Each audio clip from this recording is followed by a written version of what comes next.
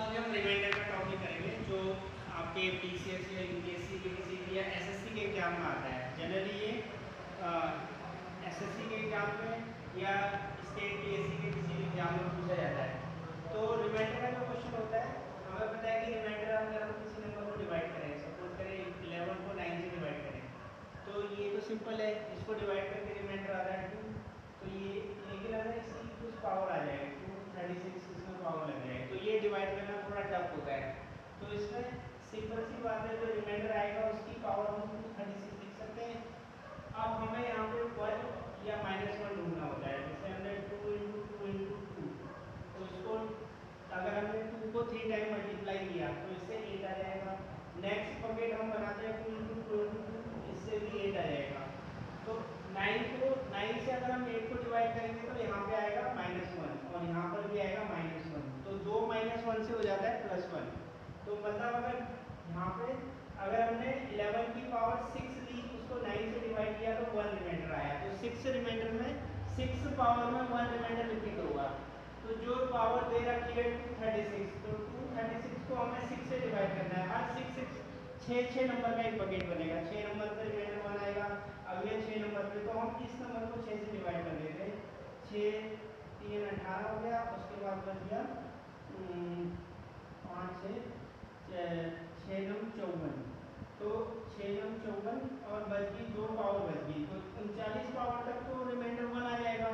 अब 2 पावर यहाँ पे बच जाएगी, 11 × 11 बच जाएगी, जिसको हमें 9 से डिवाइड करना है। तो या तो हम सीधे कर लें, यहाँ 2 × 2 ही आएगा हर बार, तो यहाँ पे 4 रिमाइंडर आ जाएगा। तो जनरली बहुत सारी बुक में शॉर्टकट दिया होता है 1 रिमाइंडर, लेकिन ऐसा नहीं होता है कि हमें या तो 1 ढूंढना होता है या -1 ढूंढना होता है। जो भी हमें मिल गया, एक क्वेश्चन हमने एक देख लिया। अगर हम किसी दूसरे क्वेश्चन को देखते हैं, एक दूसरा क्वेश्चन देख लेते हैं, अगर इसमें कुछ कॉन्सेप्ट नहीं आया तो अगले क्वेश्चन को समझ लेते हैं कि यहाँ पे हमने डिवाइड किया 12 को डिवाइड किया 9 से। अब क्योंकि अब रिमाइंडर 3 आएगा, अब भी -1 और +1 ढूंढना है, तो 2 इसकी पावर 236 दे दी, सही पावर दे दी। अब रिमाइंडर कितना आएगा 3 आएगा, तो 3 की पावर आ जाएगी 236 को हमें फिर वही +1 और -1 ढूंढना है। तो यहाँ पे 3 × 3 × 3 करेंगे तो कितना हो जाएगा 3 3 और 3, इसमें 27 हो गया। 27 को 9 से डिवाइड करेंगे तो यहाँ तो कुछ बन नहीं रहा है, नहीं इसमें ये सीधे सीधे डिवाइड हो जा रहा है, क्योंकि 27 9 से पूरा पूरा डिवाइड होता है।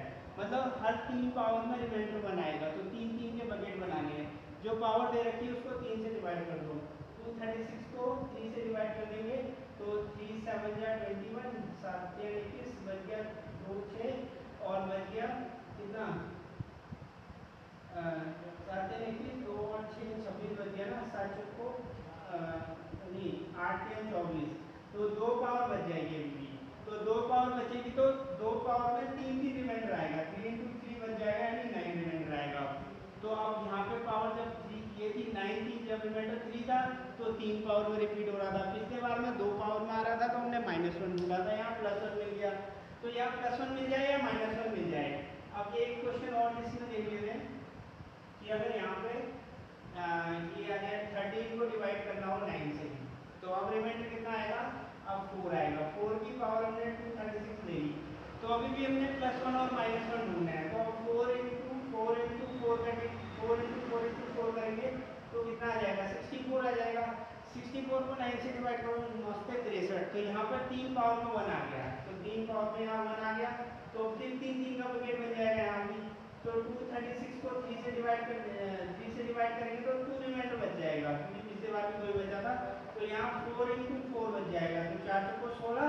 अब 16 क्योंकि अब 9 से इसको डिवाइड कर सकते हैं, 16 से बड़ा है ना ये रिमाइंडर, तो इसको डिवाइड करेंगे तो कितना आ जाएगा यहाँ पे।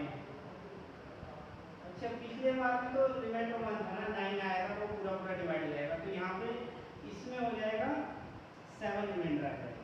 इस तरीके से हम सॉल्व कर सकते हैं इसको। एक क्वेश्चन 2 क्वेश्चन आते हैं इसमें किसी भी एग्जाम में।